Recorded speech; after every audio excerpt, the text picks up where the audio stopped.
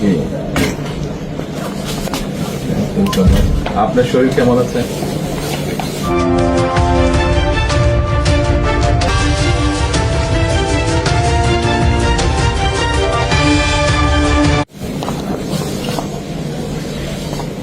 হ্যাঁ, দোয়া করবেন, দোয়া করবেন ইনশাআল্লাহ।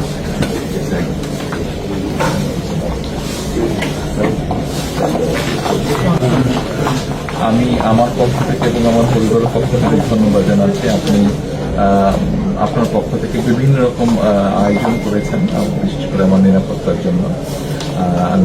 Thank you so much, thank you so much. সব রকম আয়োজন নিশ্চয় নিশ্চয়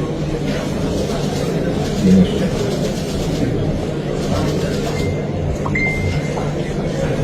ইনশাআল্লাহ ইনশাআল্লাহ। দীর্ঘ ১৭ বছর পর বিএনপির ভারপ্রাপ্ত চেয়ারম্যান তারেক রহমানের দেশে ফেরার খবরটি এখন রাজনৈতিক অঙ্গনে সবচেয়ে আলোচিত বিষয়। আজ ২৫শে ডিসেম্বর ২০২৫ তিনি লন্ডন থেকে সরাসরি ফ্লাইটে দেশে ফিরছেন। সিলেটে ১ ঘণ্টার যাত্রাবিরতি। তারেক রহমানকে বহনকারী বিমান বাংলাদেশ এয়ারলাইন্সের বিশেষ ফ্লাইটটি BG-202 আজ সকালে লন্ডনের হিথ্রো বিমানবন্দর থেকে রওনা হয়ে প্রথমে সিলেটের ওসমানী আন্তর্জাতিক বিমানবন্দরে অবতরণ করবে।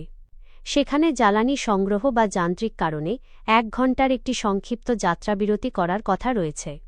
কড়া নিরাপত্তা ও বিশেষ নির্দেশনা। তার এই সফরকে কেন্দ্র করে সর্বোচ্চ নিরাপত্তা ব্যবস্থা গ্রহণ করা হয়েছে।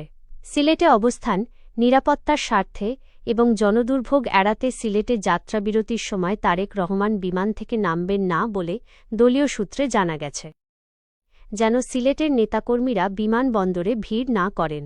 বিমানবন্দরের স্বাভাবিক কার্যক্রম সচল রাখতে এবং নিরাপত্তা নিশ্চিত করতেই এই সিদ্ধান্ত। ঢাকায় নিরাপত্তা। ঢাকায় নামার পর বিমানবন্দর থেকে ৩০০ ফিট এলাকা পর্যন্ত পুলিশ, র্যাব ও বিজিবির পাশাপাশি বিশেষ নিরাপত্তা বলয় তৈরি করা হয়েছে। পরবর্তী কর্মসূচি। সিলেট থেকে রওনা হয়ে বেলা সকাল 11:15 থেকে দুপুর 12টার মধ্যে তিনি ঢাকার হজরত শাহজালাল আন্তর্জাতিক বিমানবন্দরে পৌঁছাবেন। এরপর ১. বিমানবন্দরের কাছে ৩০০ ফিট পূর্বাচল এলাকায় একটি সংক্ষিপ্ত গণসংবর্ধনায় বক্তব্য দেবেন। ২.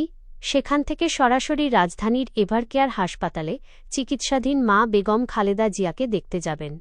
৩. সফরসঙ্গী হিসেবে তার সঙ্গে আছেন স্ত্রী ডা. জোবাইদা রহমান এবং কন্যা ব্যারিস্টার জাইমা রহমান।